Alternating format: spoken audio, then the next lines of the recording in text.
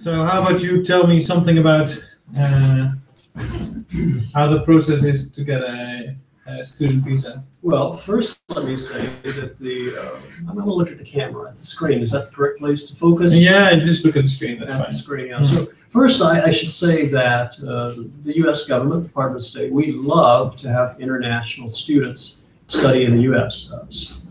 International students add greatly to the variety of our universities, and you bring so much to our campuses. And at the same time, when your studies are over and you return home, hopefully you take a bit of America back to your home country. So as far as we're concerned, it's a win-win situation. We applaud you for your interest in studying abroad. The process can seem daunting, but if you take it a step at a time and pay attention, you can do this. It's not that complicated.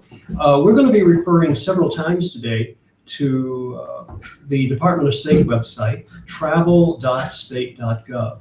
And if you go there and look under non-immigrant visas, studying in the U.S., you will find that it will walk you through the entire process of exactly what you're going to need to do.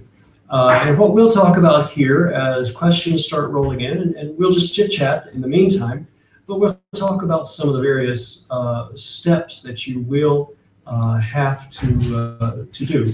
And I think my colleague here is going to put that link up so that you can see it. We will refer to it early and often, travel.state.gov.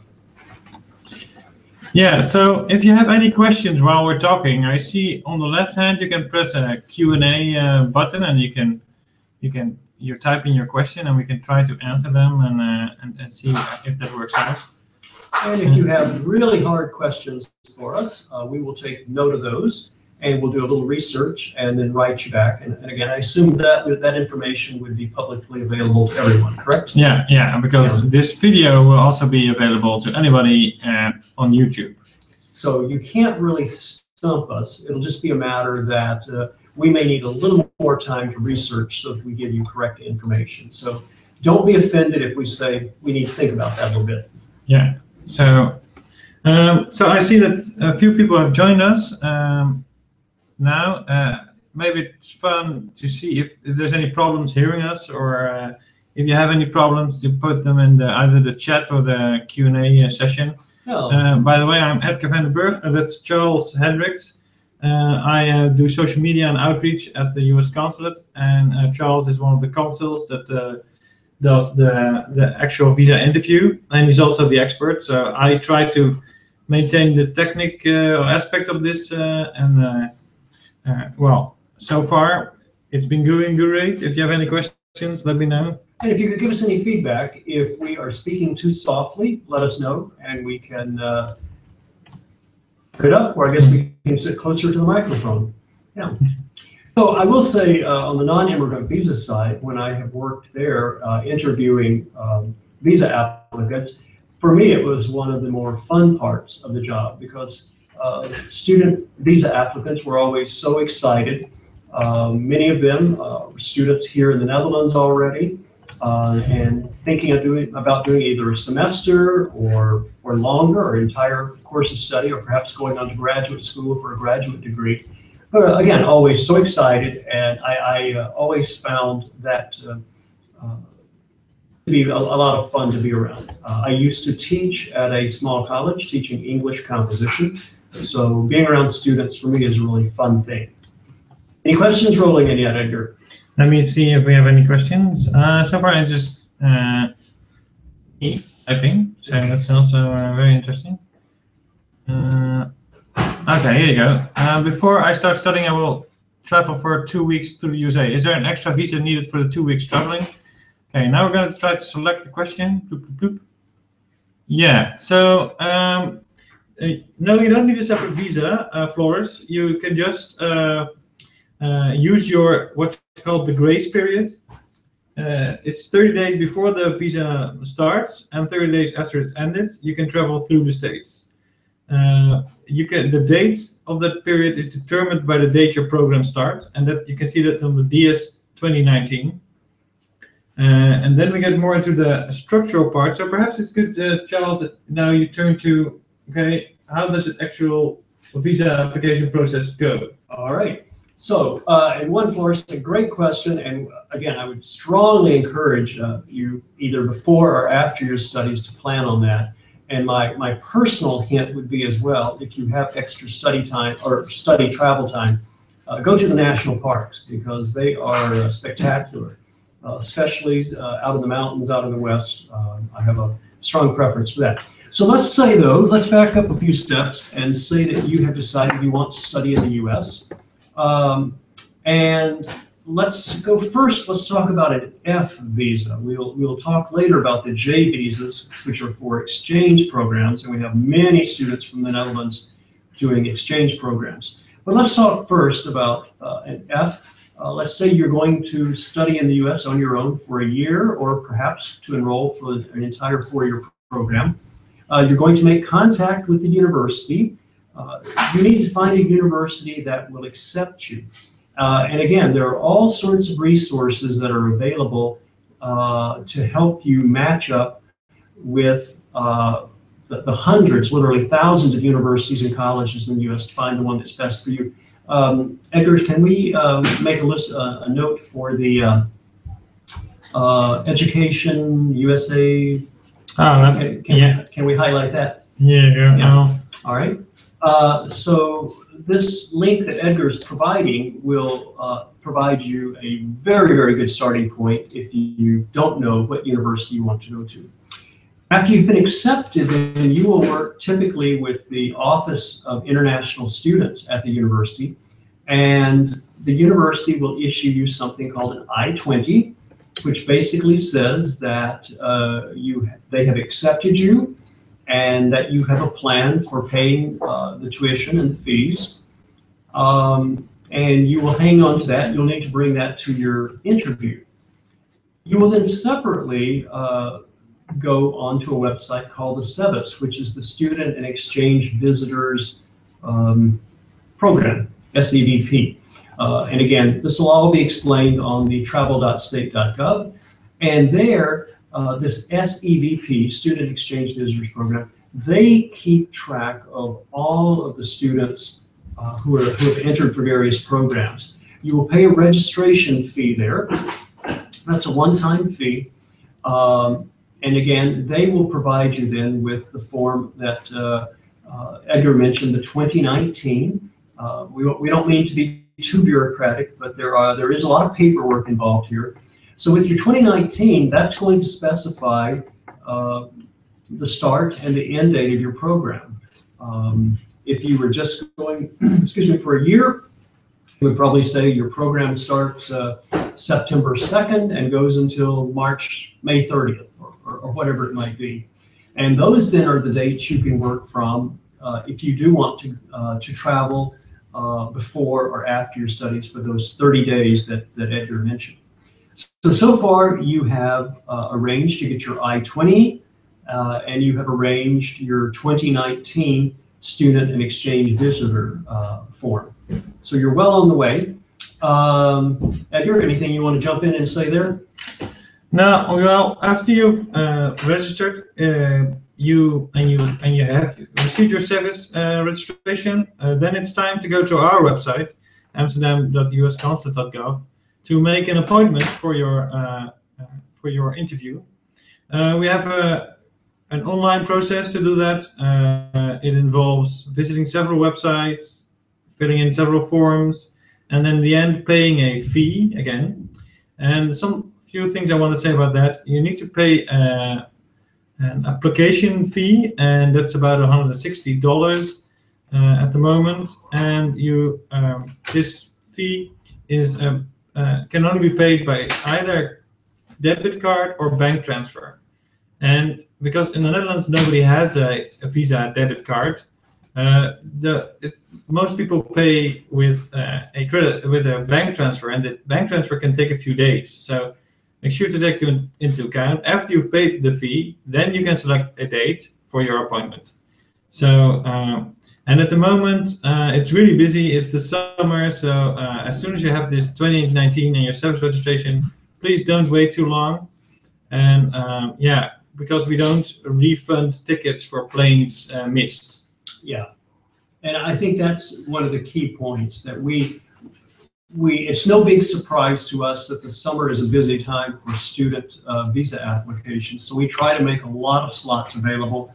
But once you know the start date of your program and you know your departure date, roughly when you want to depart, quickly go ahead and book and get your appointment. There's really no reason to wait. You can book, you can have your visa interview and have your visa issued up to 90 days before the start of the program. So there's no reason to wait till the last second. It will just take a lot of the stress off of you. See if there are any more questions. Ah, there you go. Is there an emergency while I'm in the USA and I need to go home? What should I do with my US visa? Let's select this question. Okay, so there's an emergency and I need to go home. Well, your student visa, Linda, most of the time it's a multi-entry visa. So you're allowed to come in and go out of the country as often as you like. Although you also always need to report that to SEVIS, but your host institution will tell you all about your SEVIS requirements.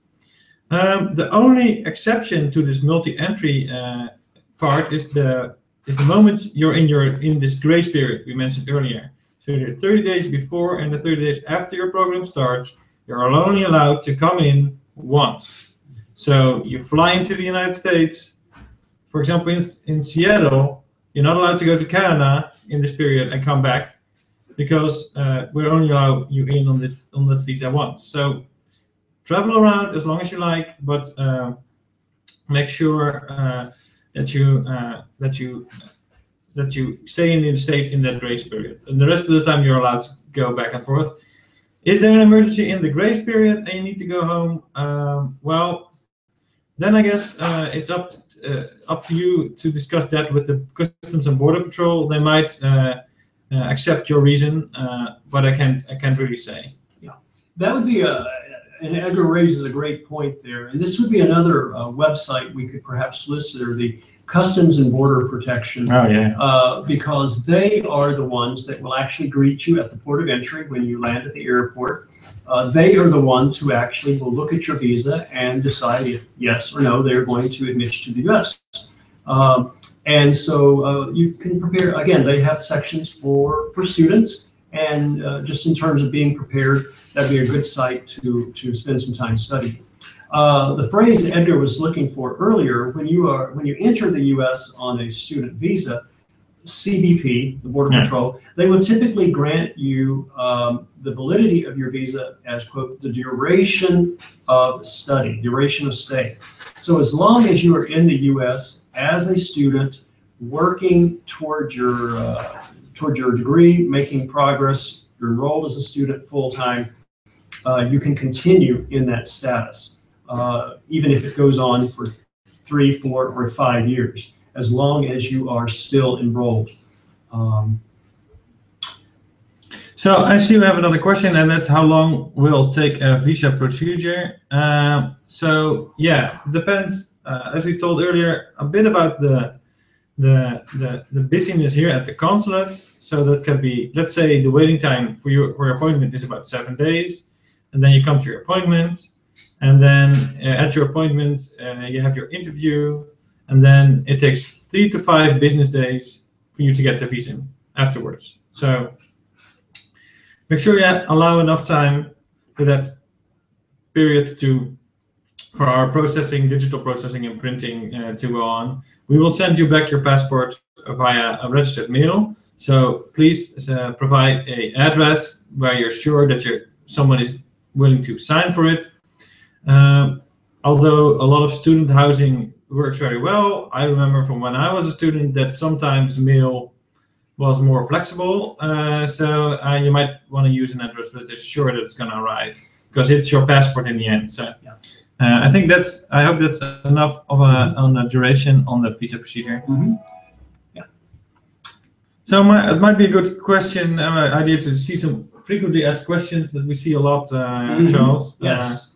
So they come to you at the desk. That's a lot of people, and people ask us, what do I need to show? What you like to know from you? Well, I can tell you from my time in the window meeting with students, there's a few paperwork things that we have to see. We mentioned earlier the I-20 from the university and the SEVIS registration. We have to see those. We don't depend a lot on paperwork, though, in terms of talking to you. We're going to ask about your past studies. Did you finish secondary school? Have you done other studies here in the Netherlands? And we want to hear what your plan is. Are you planning to go just for a semester to the US? Are you planning to go for a year or 4 years? Are you doing a master's or a PhD? And be prepared to talk about that. Why did you select this university rather than another one? And that's it. It's really quite simple. Just explain yourself fully and carefully, and I think you'll be very pleased with the result. So, of course, studying in the States, people are afraid of the costs of the studying.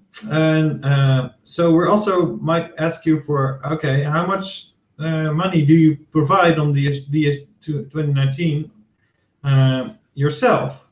And if that's $2,000, we might not ask for it because, well, $2,000 is a reasonable amount in the Netherlands for somebody to have. But if you're going to study somewhere and the program will cost something with more than 4 or 5 zeros, then we might be interested in how you're going to provide for your living while you're there. So you might bring bank statements, you might bring other grants you've received, proof of that, and also, yeah, just make sure that you can tell us how you're going to take care of yourself when you're there. Well, and Edgar, that opens up a really nice line of explanation there. And that is the cost of studying in the U.S. I can tell you, as a parent who just had his youngest child just graduate from university this year, I'm very, very happy.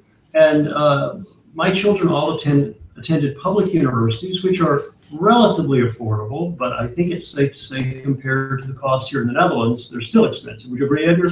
Well, yeah, I'm afraid.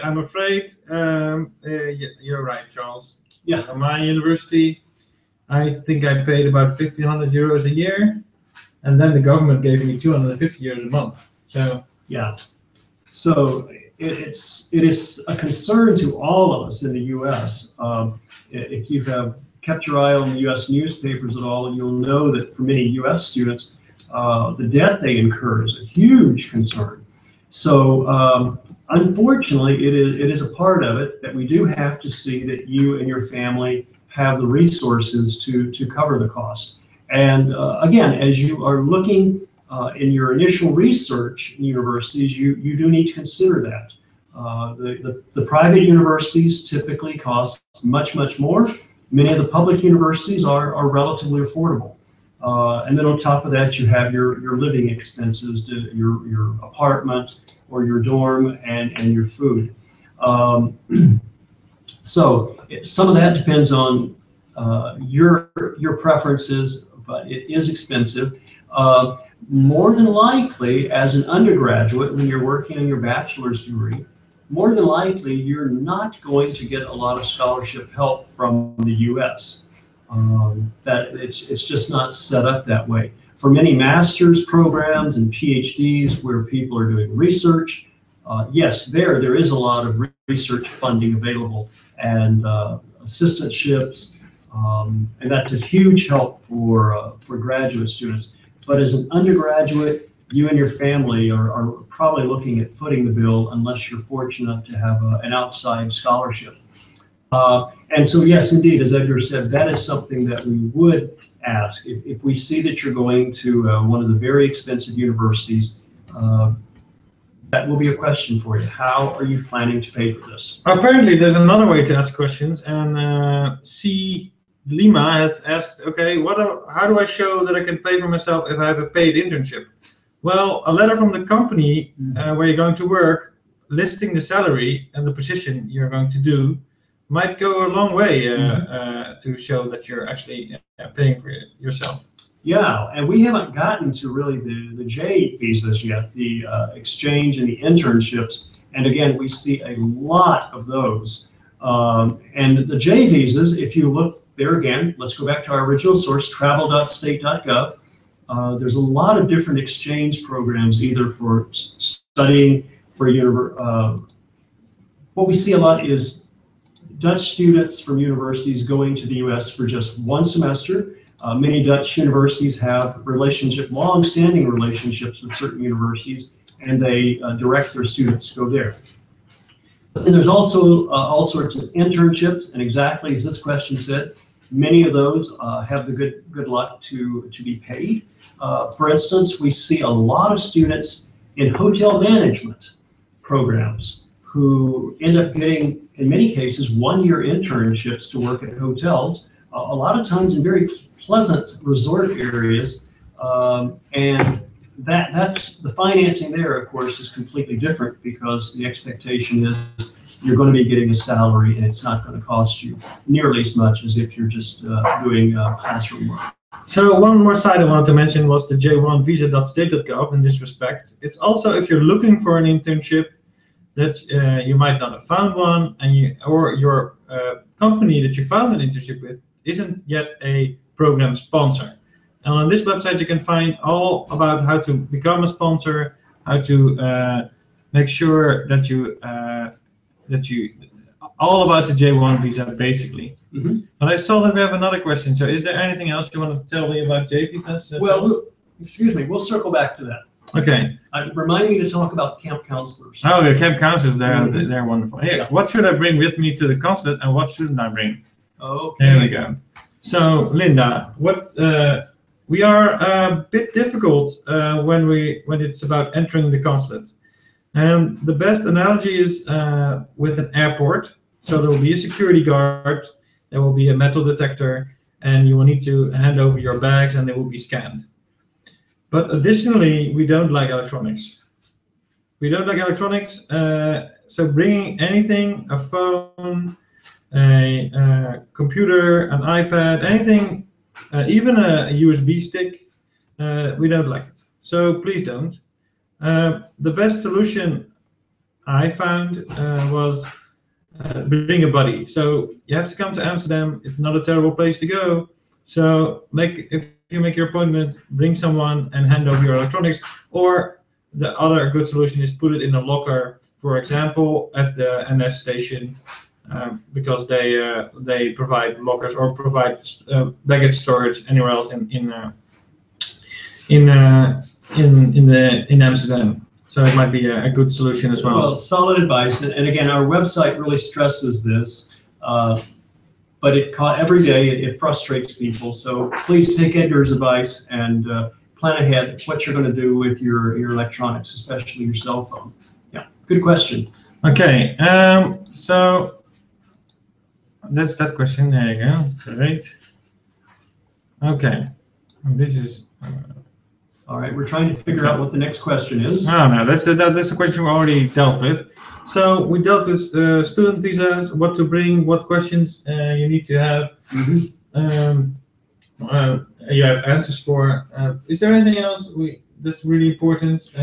Well, let's just talk just a little bit more about the J visas while we have just a moment waiting on the next question to roll in. The J visas cover everything from doing an exchange semester to being an au pair, to being a camp counselor. And I'm not sure if it's the case here in the Netherlands, but in the US, for many people, one of their first jobs is working at a summer camp. And I did this, and I still remember it fondly as one of my best jobs ever. And many camps love to have international staff members because it adds a whole new element to the camp. So again, the website addresses this. We have hundreds, thousands of camps scattered all over the US. If you're interested in that, if you like working with young people, this is something to keep in mind for the future. It'd be a great summer thing. We also have something called the Summer Work Travel Program. Again, it's an exchange program where you can be in the US up to 4 months, if I remember correctly.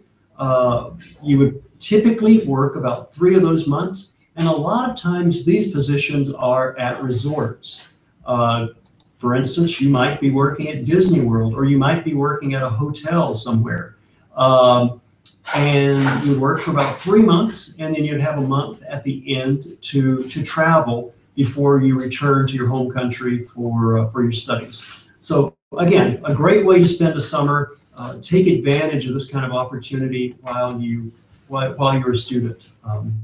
I won't give you any more old people advice, but it's a great thing to do as a student. Before I think we can wrap it up, if there's no more questions, I would like to point to one more important resource, and that's our friend from Fulbright. Oh, this is the J1 visa site again, sorry. Fulbright Center is, of course, known for its Fulbright grants and also for promoting studying in the US for over 50 years, I would say. So they also have an excellent pre-departure advice, and I can even give you a better link. And they also give that advice for free, even if you don't get one of their grants. Although it's best if you do get one of the grants, but that's even better. Yeah, but not everybody can. It's not for everybody. So you can look at their website. They have something called the pre-departure advice, and please make sure to check it out before you go, because it provides a bunch of practical information on living in the US, while we only provide information on getting to the US. I would add one other thing, and this is, if I remember correctly, for both F student visas and J exchange visas, it's something called OPT, optional practical training. Yeah. This is a great thing. Let's say that you are an engineering student. During the year, you can actually work, theoretically, hopefully get paid for this. And then the other option is when you finish your degree, let's say you finish your bachelor's degree in whatever field, you have the option to stay on for 12 months and work in a full-time position to actually get practical experience. And if you are in the sciences, engineering, and math, you can actually extend that out for a total of like 29 months, almost 2.5 years basically. You can extend beyond your education just to get extra training. So for many people, that's a nice feature. Okay, I think here from us at the US Consulate, thank you for showing up. This was Ed Vandenberg and Charles Hendricks, and good luck with your visa application. Thank you for watching. Thanks. And you can find this back on our YouTube channel, which is also on the website.